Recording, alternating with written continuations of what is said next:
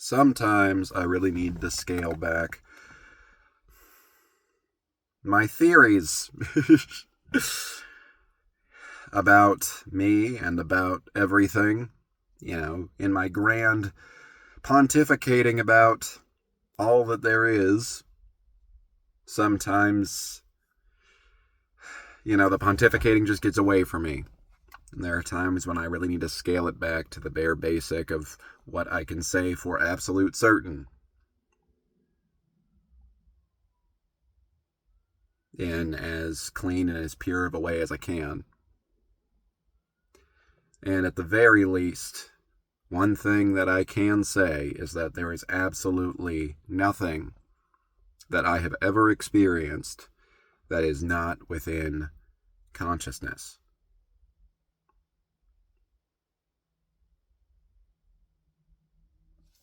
There is nothing that anybody has ever experienced that is not within consciousness.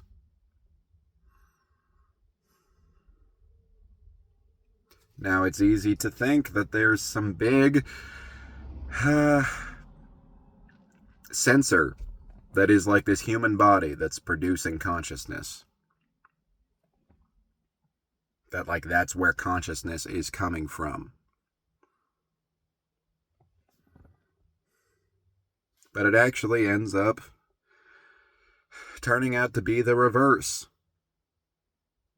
That the body exists within consciousness.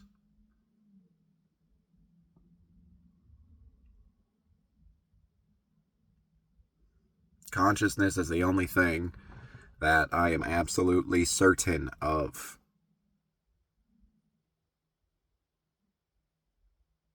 That's the only thing that I can ever really know to be absolutely a real thing. And it's a big trade-up in causality and creation that I have done. Of thinking, going from thinking, there's this whole world that consciousness exists within.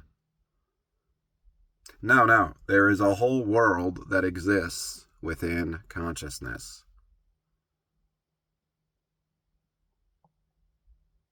Consciousness is the source.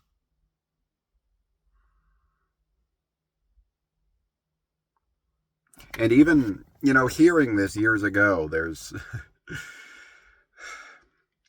been a tendency to be like, oh, okay, so consciousness, what exactly is that? And then still trying to find this consciousness matter. But consciousness can't be visualized. It can't be described.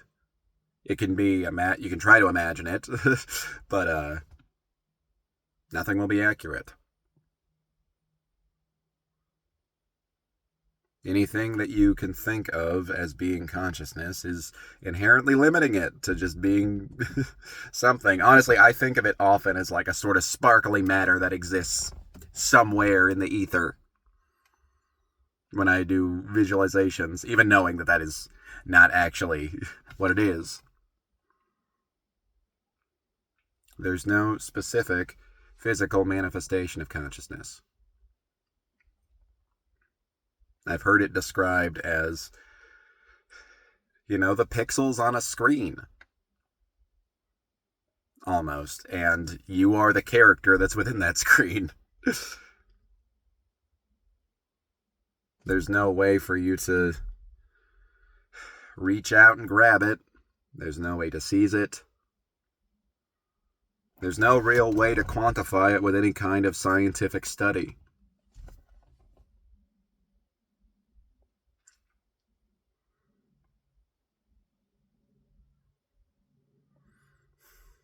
It just is.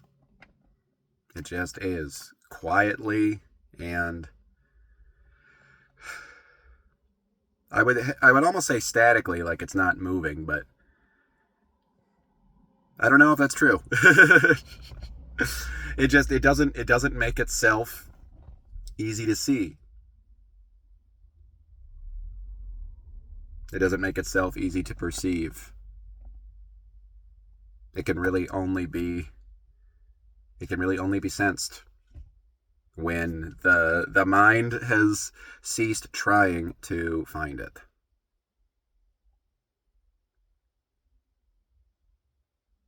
Annoying, silly paradoxes of existence, and yet ones that we just have to operate within. It is all contained within consciousness.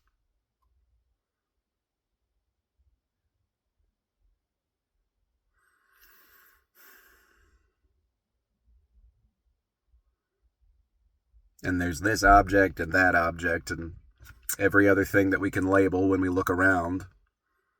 But those are only words that we assign to things, separating them for the purpose of functioning, for the purpose of the human survival.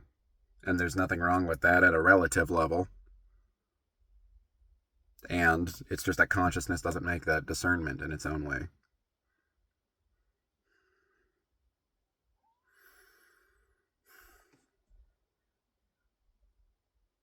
I like what Jed McKenna said about how even people that aren't subscribing to the consciousness is everything mindset, it doesn't matter, because they're still just living within consciousness.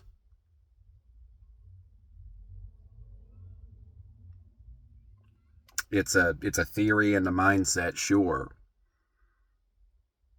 But it's similar to if I don't believe in the laws of gravity, I still exist and operate within the world that is following the laws of gravity.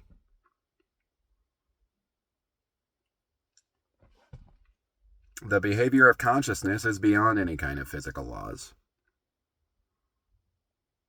But that's just a comparison for the fact that whether or not I know this, whether or not anybody knows this about consciousness, that's how it operates.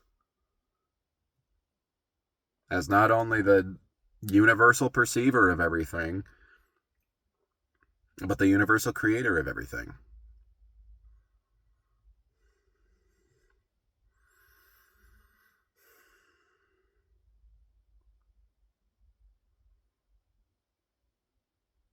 And I don't have to try to be consciousness.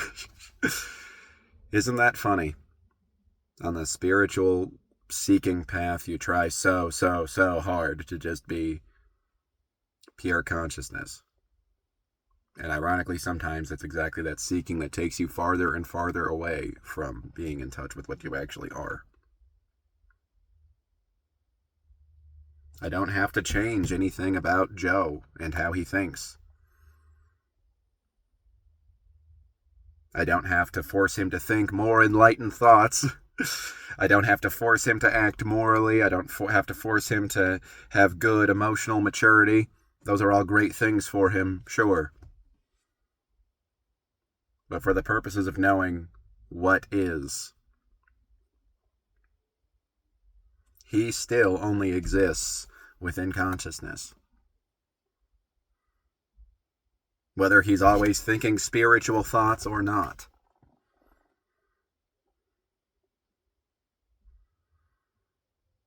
This is where awakening, enlightenment, spiritual competence, whatever you want to call it, ceases being like any other kind of achievement in life.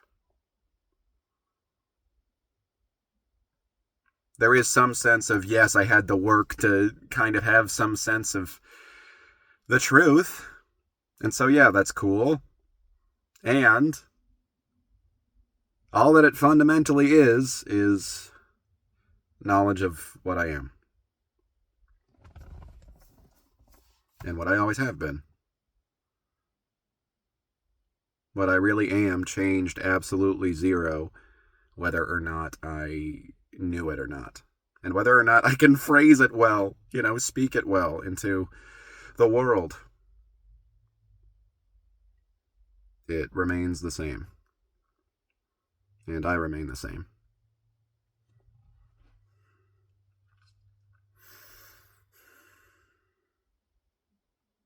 I still got 2 more weeks of making these videos. And I honestly feel like now I'm kind of, I can't think of a good expression, but pulling teeth, I guess, from myself to come up with good, fruitful things to talk about. But ironically, I think that that might end up producing better videos from me. Because anything that I wanted to talk about, it probably came with, hey, it's going to sound really cool when I say this, and I can present it in a great way. And then when I'm grasping just for the remnants of what's left, when all the big, showy displays of spirituality are gone or have already been used, I think there might be some cool stuff in there.